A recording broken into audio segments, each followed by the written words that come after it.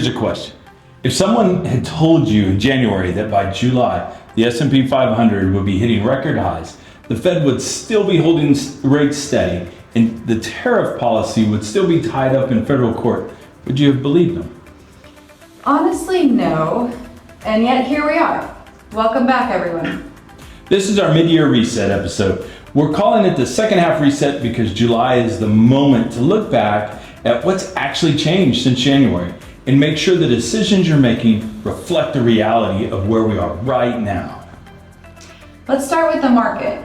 Coming into this year, a lot of people expected the mega cap tech names to keep leading everything higher. The same pattern that we've seen the last 3 years, right? Yep. But the first quarter told a different story. It sure did. Earlier in the year, smaller domestic companies and industrials, regional banks, and manufacturers were actually outpacing the big tech names for the first time in a while. Analysts called it the Great Rotation. For a stretch in January, the Russell 2000 beat the S&P 500 14 days in a row. That hadn't happened since the 1990s. Wow. Some people weren't alive. No. By mid-year, the broader market has now bounced back very strongly. First quarter earnings came in around 28% year-over-year growth, well above everybody's expectations. The S&P has pushed back to record level highs, but the composition of what's driving the returns has definitely shifted, and concentration risk is being too heavily weighted in a small group of names. That is a real conversation to have right now. Boy, and AI continues to be the dominant theme across markets. But the question of whether a narrow group of companies is carrying too much weight is one more investors are starting to ask. Well, on interest rates, the short version is the Fed has held steady all year. The benchmark rate sits between 3.5% to 3.75%, unchanged since the last cut in December of 2025. Yeah, and that was a surprise.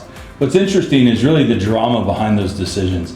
The April meeting saw an 8-4 dissent, the most divided the Fed's been since 1992. Some officials wanted to signal more cuts ahead, others pushed back hard, and all of this is happening against the backdrop of a leadership transition with Jerome Powell's chairmanship winding down and Wash starting. So the consensus view from major research firms is that rates will still hold for the rest of 2026. Inflation is still running above the Fed's 2% target. Energy prices have risen with geopolitical tensions, and there's simply too much uncertainty for the Fed to move right now. Yeah, and for anyone with variable rate debt, adjustable mortgages, or short-term fixed income investments that are maturing, it's an environment that you really need to pay attention to, and you really want to plan accordingly.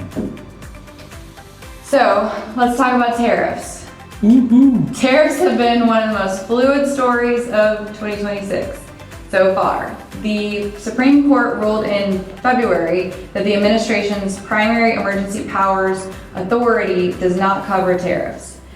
New tariffs were then issued under a different legal authority. Those were struck down in May through July 31st.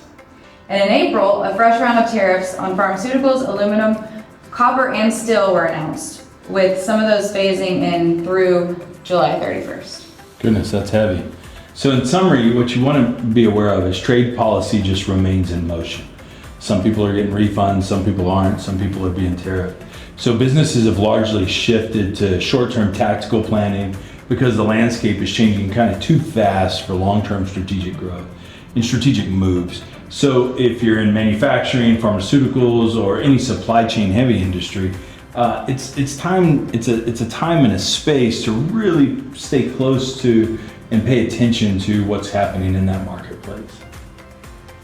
And another thing worth noting, the trade agreement with Canada and Mexico hits its first major review this month. That's one to watch heading into quarter 3. For sure. So we take a step back and we say, what's the takeaway from the first half of the year? The headline really is resilience, with a little bit of uncertainty. Markets have performed better than many feared. The world's not falling, or the sky's not falling, but the earnings have been strong. But the number of open questions heading into the back half of the year really has created some tension. So you have Fed leadership, trade policy, and geopolitical pressures that are really unusually high for this time of year. The second half reset isn't about predicting what happens next. It's about making sure your decisions are based on where the things actually stand now and not where they stood 6 months ago. Yeah, so understand that our team's here to support you in reaching those goals, making sure that you set your portfolios up with the right risk tolerance and that you understand what's happening in the market so that you can move and handle the ebbs and flows of the market. So if you need any assistance, please connect with us at nfaempowers@tnfa.net and we'll be here to serve you.